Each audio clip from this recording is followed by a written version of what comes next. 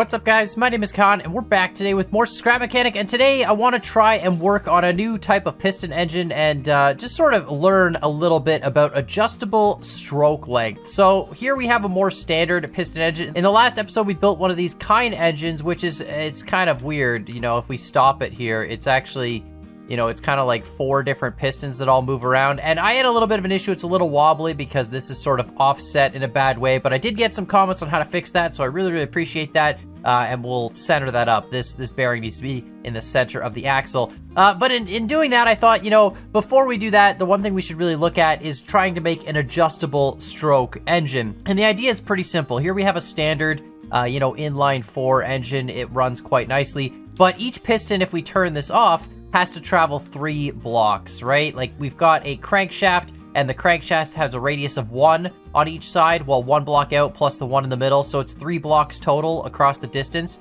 And if we use a mechanism like this, and we use this as our attachment point to our pistons, let's say, we can actually adjust the stroke length. So see, if we take this and I adjust the angle of this piece, this is all still attached to the crank. Like if we remove this and we hit this whole thing could spin, right? But you can see that one bearing there, this little bearing here that we're going to attach our, you know, our piston to, that bearing is actually closer to the axle than that one block. And I don't know if this is going to work, but that's the idea, right? If we put that closer to the block, it's a tighter radius. If it's a tighter radius to the axle, the pistons don't have to move as far. If the pistons don't have to move as far to spin the axle, then they'll go faster. And presumably, instead of at a range of 3, we could put them to a range of 2. Again, for those people who don't play Scrap Mechanic, it's a pretty weird phenomena, but if I take 2 pistons like this, I have them completely separate. Let's set this one to 3, and let's set this one to 2. They're both at the same speed.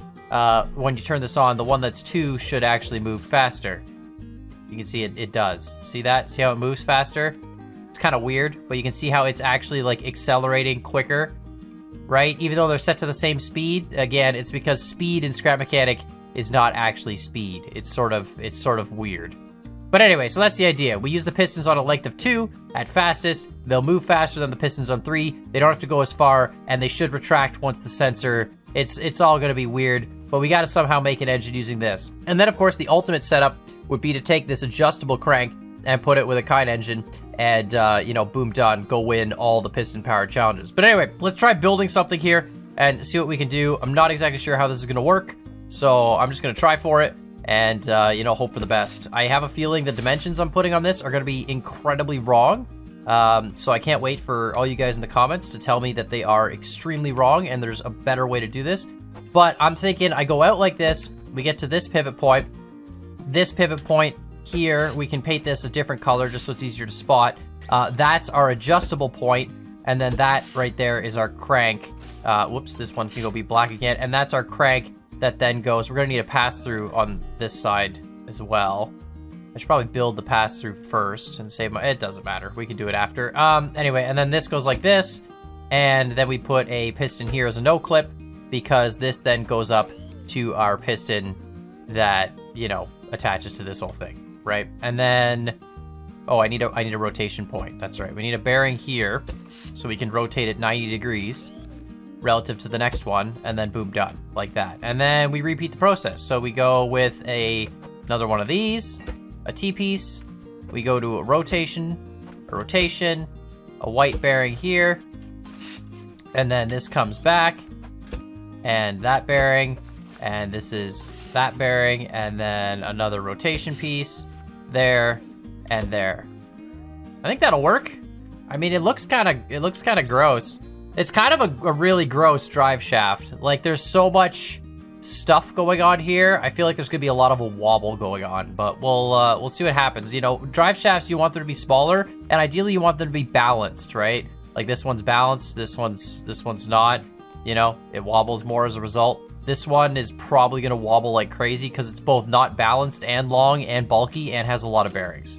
So, yeah, it's going to be fun. All right, before we go too much further, here's a pass-through. And we'll just attach this to this side. There we go, perfect. And let's put a controller on it so we can start locking some bearings out. And that way, you know, I'm just gonna put a pass-through on either side for this engine, because then I really want to try putting it into a vehicle, and the easiest way to do that is just gonna be laying it horizontally across the back and having one wheel on either side, obviously. So we're just gonna go like this, and these are just gonna be our 90-degree offsets.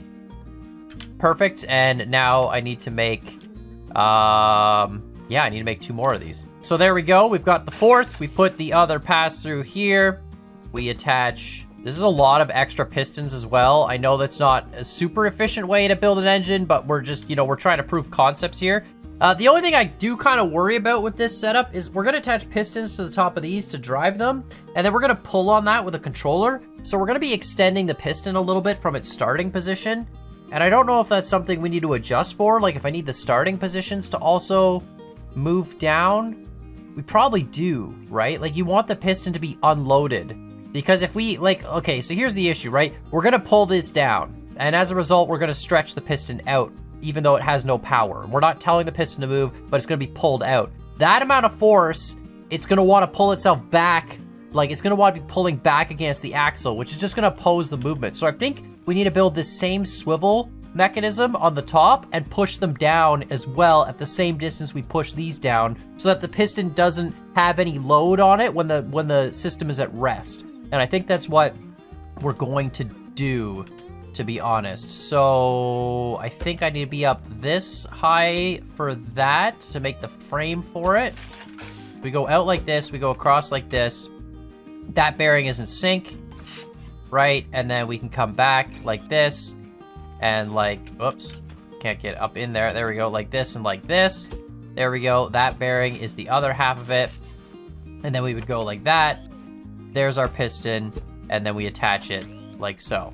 So now we can move this bearing down when we move this bearing down, and then it'll give our default stroke length a value of 0. I don't know if any of this is correct, by the way. I'm literally pulling stuff like out of my butt to make this happen. So if this is completely wrong, I'm sure there's people in the piston engine community who are, you know, groaning right now because I'm doing stuff completely weird and janky, but I really want to try and see what happens if we, you know, if we get a noticeable difference with an adjustable crank length engine. And I mean, we might not. I might be building it so wrong that any difference we would have gotten is just completely negated by the fact that my build, you know, is terrible, but we'll see what happens. Honestly, I feel like we're going to be able to set all these to a distance of 2.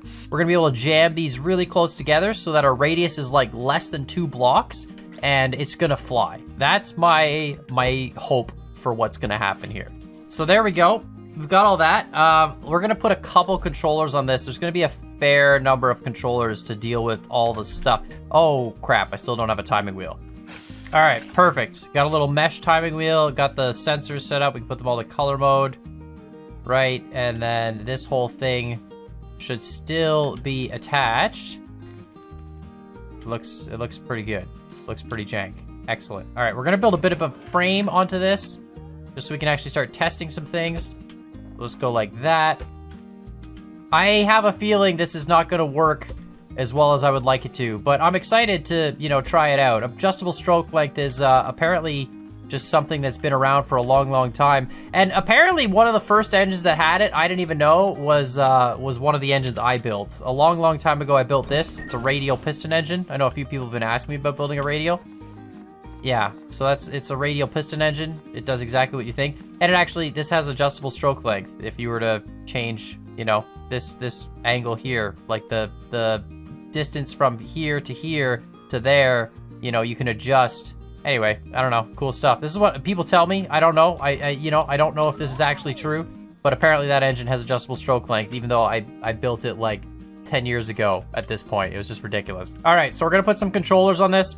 I'm gonna put one here. This one is going to be for our shaft axle rotations. All right, so they have to all go 90, 90, 90.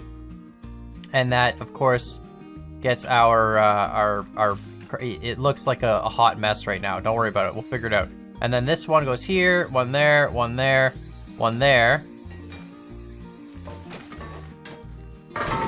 Okay, I should probably hook this up when we're not on the ground. Yeah, and then one here, here, and here. Okay. And these are all... They're all rotating down, which is correct. And they're all our adjustable strokes. Right. So if we adjust all of these, we've made our stroke smaller. So if I go like this, 15 on every one of them, then technically speaking, I feel like the pistons are already hyperextended. But technically speaking, you can see the black bearing is closer to the shaft for all of them, which is true. No matter where the shaft position is, it rotates closer. Those two are in the same spot? Is that... Are you serious? What is going on there? Okay, interesting. We might have some issues with bearings fighting each other. These two, like, you can see these two pistons are in the exact same spot, even though they're supposed to be 90 degrees offset with that. This bearing should rotate that shaft to be 90 degree offset. Oh my god, I'm an idiot. No, it's not. It's the wrong... The bearing's on the wrong side of the... God dang it. I literally built the... I need a bearing here. I'm missing a bearing. Do I have an extra... Wait, I have an extra bearing in this. Why do... That bearing doesn't need to exist. This bearing needs to be on the other side of... Oh my goodness. This is all... Okay, hold on. That's why. I'm literally building this wrong. This bearing doesn't need to exist, and I just broke it. That's fine. This is fine. This can be straight axled right out. Just like that. That's... Yeah, there we go. That's perfect. I need a bearing here. On this... There we go. Oh my goodness. I literally built this with the stupid things in sync. And then there we go. We put this here. It doesn't really matter. There we go. Ah, now they should offset. Okay. Okay, I can build stuff. There's too many bearings. Hey, look at that. Everything's offset. And now my timing's all messed up. Okay, cool. That is cool. That is very, very cool. Now, this has, technically speaking, an adjustable stroke length. So our stroke is much, much shorter. So theoretically, I can make these all 2 instead of 3, which is what we're going to go for. We're going to go for that extra little bit of speed. Okay, and then we're going to crank these up to max and see what happens. And hopefully the world doesn't explode. Okay, it's spinning. Needs some timing adjustments, but we are in fact spinning. That's perfect. All right, let's save this, and then we're going to throw it on the dyno. This is adjustable i4, I guess, is what it is. It's not great. But let's spawn in our dyno, and then we'll put a little adjustable controller setting on it and see if we can play with the timing and what we'll get. So let's just attach this to there, weld this down. Okay, perfect. We got to do our little controller indicator again, so we'll put a nice little bearing here with a noodle on it.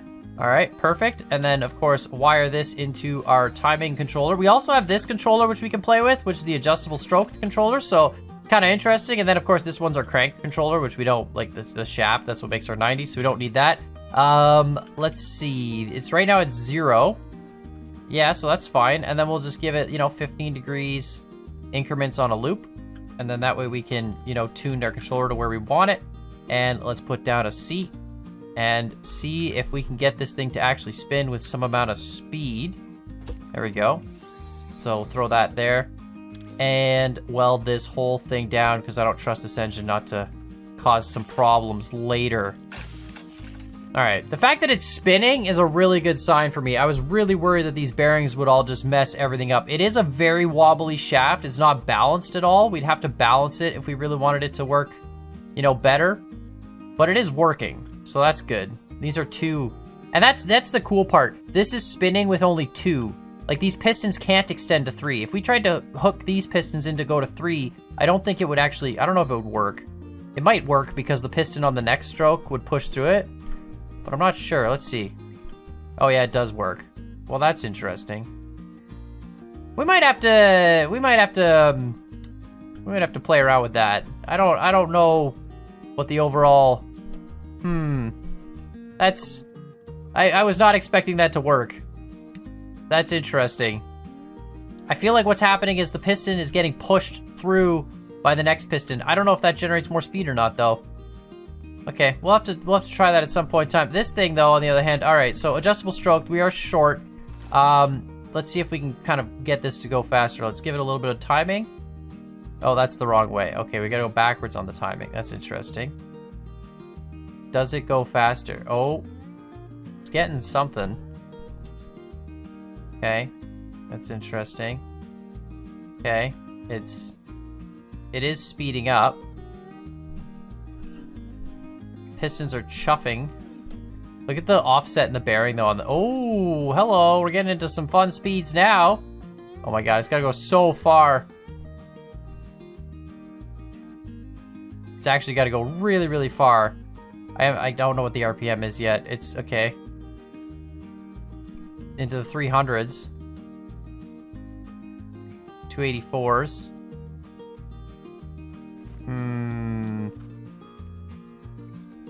I mean, technically speaking, it has variable stroke timing, but I think I might... Oh, we're above 300. Like, we've pushed the 300 barrier, no problem. But I think... Okay, you know what? I'm gonna do this manually because this is gonna take forever if I do it this way. So let's just let this settle back to 0.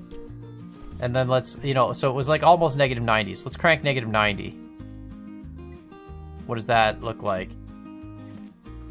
267... 270. Okay, what about negative like 150? 270. See, this is I think the issue with the way I set this up. The amount of adjustable nonsense going on the shaft with all the extra bearings and things is just gonna make this a lot harder. Like, oh, we can do this too. Let's crank these like way down, because now we're just gonna basically like jam the two bearings right on each other. It shouldn't be any issue because the piston there is going to prevent any collisions from happening. See, now they're really, really close. Oh boy, I don't know if this is actually going to be, like, I don't know if this is going to be good. 260? Oof, oof, oof, 220. Oh no. We're losing. It was like, it almost had the best performance at like 90. 250, 268, 289, 299. It's still not even over the 300 barrier. These are at 2 distance max speed. What about 75? Gets a little faster there, 306. Oh, did it just spin? Is it going backwards now? Did you just honestly flip? No, still going forwards. Okay, okay. 105. Oh, no, it did flip. Wow, it flipped, 100%. Yikes. Yikes. It's probably because the crank is so small. It's got such, like, if we put it to it, let's get it to a stall point here. 90, is that a stall? Yeah. Yeah, like, look at how small the crank is. The bearing is almost jammed right inside the other crank. Like, we're giving it almost no movement. Man, this is tough. This is a tough one. I'm very curious to see what you guys say in the comments down below. But I'm trying to figure out, like, I think the drive shaft is not stiff enough, I think is the issue. I think the drive shaft have to be a lot stiffer. Like, okay, you know what? Let's do the stupid thing. Well, no, hold on. If I bring this out to 0, there's no adjustable crank at all. I feel like it's got to be at the 15 level. Is the problem because I put the bearings on top? I don't know. I have no idea. I've never tried to build this before. My drive shaft would be a recall on any modern automotive, 100%. There's no question about that. Let's run a torque test anyway, and then I'm curious. I'm gonna hook that up and just see if we can get better results out of that. But 307 RPM torque test. Here we go. Input reversed. Yeah, I'm not even surprised. Nice smooth torque curve that jammed really quick. Average torque, max torque 571 Newton meters. 24 horsepower at 254 RPM. Pretty freaking terrible, to be honest. I'm going to save this. I'm going to come back to this at some point in time. Let me know in the comments down below what you think I could do to improve this. I thought for sure this would be a good way to do an adjustable crank. Is it really just that the crank's not balanced? Like, you can see the amount of offset, right? Like the push offset between the bearings. And obviously the best thing to do would be to make an adjustable crank system on a Cayenne engine, you know, one of these engines that actually has a proper rotating piston setup. But let's just, for curiosity's sake, let me just grab this. It's kind of welded to the ground. There we go. Let me grab, excuse me, thank you. This is an old engine. This is built, you can see, even with the old school ways of logic gates, right? We're still in the logic gate point in time, and we still got adjustable timing though. So that's kind of cool. But let's take this and let's just weld this guy up. Yeah, thank you very much. Weld you to the dyno. And let's do a really quick check here of just a really simple thing. And that is, can we actually get this thing with a little bit more power using 2 piston length instead of 3. Obviously my adjustable stroke length, yeah, I don't know. It spins real well, but it just doesn't get the performance. I feel like it's losing it all. Like, look at all the shaking that happens. There's so many bearings going on here, right? There's like a bearing here, there's all the pushing that happens. I feel like there could be an improvement here, but I'm just not seeing it for some reason. All right, let's line this up. Let's see what these are set at. Set at 2s. Okay, let's put them to 3. The default. I don't honestly remember what this thing puts out. Pretty sure it's 300 RPM. Right? Turn that on. I don't need you. 300 RPM. 240 RPM. Are you serious?